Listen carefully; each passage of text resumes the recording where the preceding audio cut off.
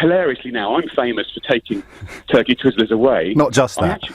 Yeah, well, lots of things. But actually, I didn't. What I did was we created, or we took part in creating the first new... When I started school dinners, there was very robust standards for dog food, and if you didn't adhere to them, you'd go to jail. When I started, there was no standards for children's food in school. Incredible. And what we did was create those standards. So what does that mean? Well, it means lots of things. But if we take a sausage or a burger or a meatball, we found out that the turkey twizzler was I think it was 30% meat, about 16% added skin. And then a wonderful thing called mechanically reclaimed meat, which is all the parts that would normally go off to make soap or, other, things. And that is a very unstable product, so it has to be coloured and it has to be made, it has to be kept in a certain consistency. So basically, it wasn't very nutritious. So I never took anything away. What I did was we got the standards up to sort of a minimum of 65% meat. And really, we were fighting for the kids. We were fighting for quality. We were fighting for what you thought you were getting in your sausage or your burger. And it was nothing. I had nothing against Bernard Matthews. I used to love listening to him. Beautiful. But do you know what I mean? So I do, yes. Well, I didn't know all of that, but I do now. I'll tell you one thing that occurs to me. You might not want to answer this. Out of those 9 education secretaries that you've tried to work with, who was the best? Oh. Well, the thing is, right, this is the thing.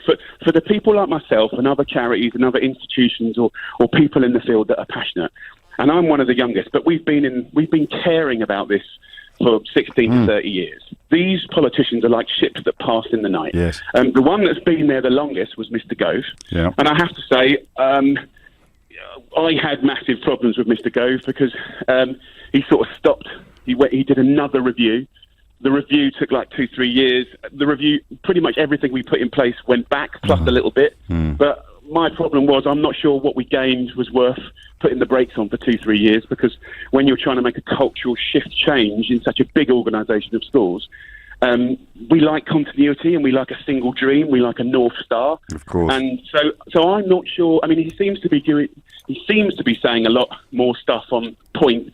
Now he's working for farming and agriculture, and we're going to need someone really strong when Brexit gets over and we start wanting to do deals with America. And if we even contemplate thinking that British farmers can go against America. God, you have to bring Brexit into everything, don't you, Oliver? It's outrageous. Well, no, I don't. I don't want to talk about Brexit. I do pot kettle black.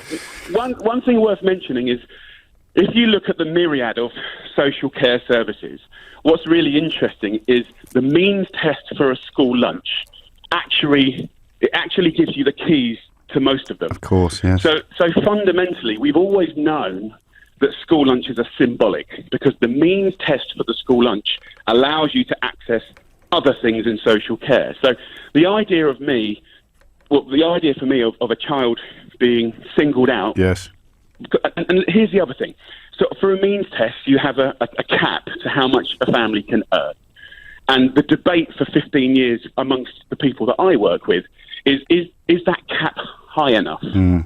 And let me just paint a picture. And I have to be careful, because when you're talking about sort of how bad does bad look, or poverty or earnings, it's always a bit of a colourful one. Yes. But sometimes what I've witnessed a lot in my work, working in community schools and with parents and schools and budget and shopping and all that stuff, is the parents that are on the first ladder of employment find it harder than parents that are on benefits. Yes. So there's just more outgoings, and they can't apply for as much help. So the narrative for us that care has always been, is that cap too low? And actually a little shift, not a lot, a little shift could really take a big shade of those parents that are vulnerable, that are struggling with the fluctuations of payday and months. Of course. And that of course, means that we should have been more sympathetic perhaps about this, Mum, because it might have been a cash flow issue, and everyone's piling in saying... And no matter what happens, no matter what the narrative is, in my belief, no matter ever,